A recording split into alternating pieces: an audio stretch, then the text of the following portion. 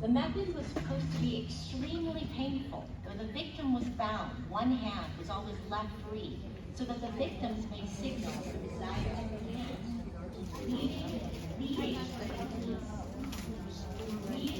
used to renounce Christianity and died from blood loss and humiliation. His body was cremated and his ashes thrown into the sea.